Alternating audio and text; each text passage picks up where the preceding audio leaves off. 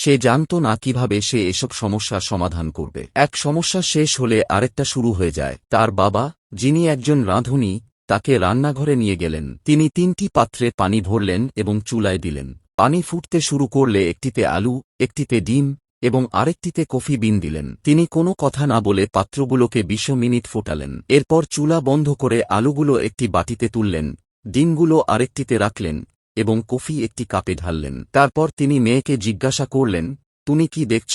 মেয়েটি উত্তর দিল, আলু, ডিম আর কফি। তিনি বললেন, আরও ভালো করে দেখো এবং ছুঁয়ে দেখো। মেয়েটি আলুগুলো স্পর্শ করল এবং দেখল এগুলো নরম হয়ে গেছে। তারপর সে একটি ডিম ভাঙল এবং দেখল ভেতরটা শক্ত। শেষে কফির একটি চুমুক নীল এবং এর সমৃদ্ধ সুবাসে মুগ্ধ হল। মেয়েটি জিজ্ঞেস করল, এর মানে কি? তখন তার বাবা ব্যাখ্যা করলেন যে আলু, ডিম এবং কফি বিন ৩টি একই সমস্যার মুখোমুখি হয়েছে, কিন্তু প্রতিক্রিয়া ছিল ভিন্ন।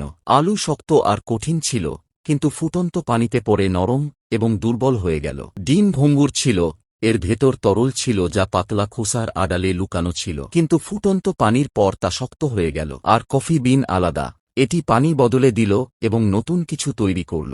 জীবনে আমাদেরও প্রতিকূল পরিস্থিতির মুখোমুখি হতে হয়, কিন্তু আমরা কিভাবে সেগুলোর প্রতিক্রিয়া করি সেটাই আমাদের প্রকৃত পরিচয়। তুমি কি আলু, ডিম নাকি কফি বিন?